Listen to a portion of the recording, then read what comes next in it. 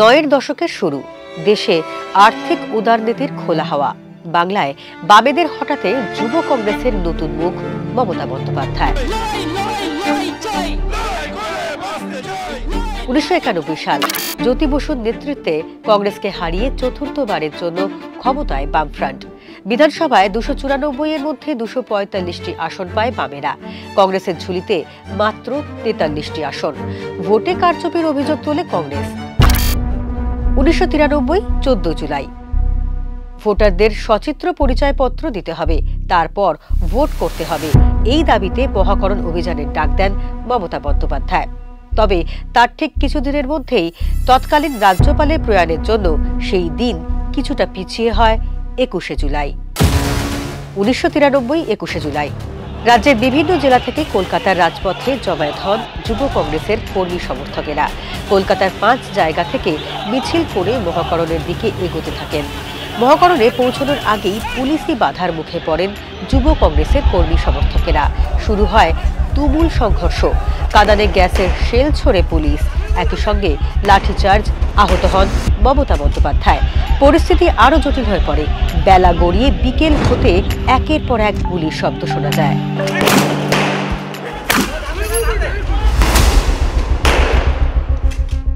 পুলিশের গুলিতে নিহত হন 13 জন যুব কংগ্রেসের কর্মী সমর্থক। বাংলার রাজনৈতিক মানচিত্রে পাকাপাকি জায়গা করে নেয় 21 জুলাই।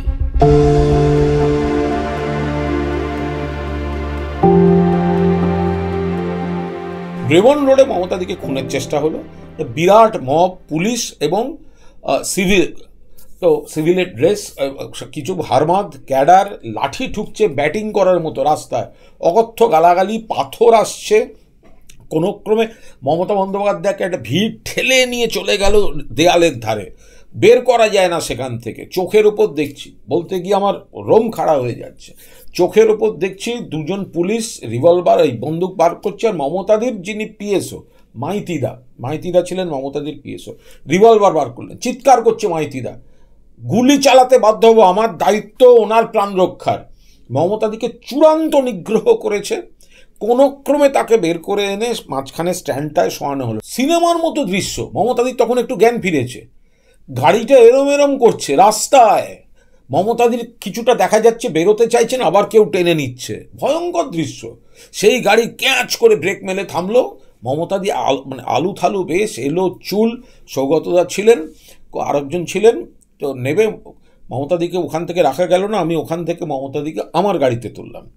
আমি সামনে, পেছনে সকলের কোলে শুয়ে মমতাদি কার্যত অচৈতন্য, তখনও বলছেন আমাকে মেয়র রোডে নিয়ে চলো।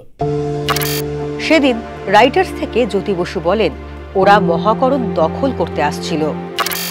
সিপিএম বলে মমতাদি মহাকরণ দখল করতে গেছেন, ভুল কথা। মমতাদি ওখানে বলেছিলেন ওদিকে কেউ তাকাবে না, আমরা ওদের ঘৃণা করি।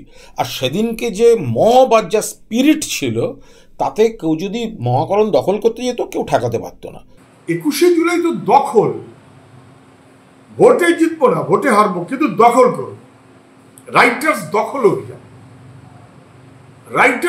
অভিযান, এবং সেটার কন্ডিশনটা হচ্ছে এই, এমন একটা কন্ডিশন করো যাতে অ্যাটাক করতে প্রশাসন বাধ্য হয়। তদন্ত কমিশনের রিপোর্টে প্রকাশ করেনি কেন? সরকার তো তদন্ত কমিশন করেছে, একজন প্রাক্তন বিচারপতি কিছু নাম তাকে দিয়ে। রিপোর্টটা কোথায়? রিপোর্টটা প্রকাশ করলে মমতার মিথ্যাচার ধরা পড়ে যাবে।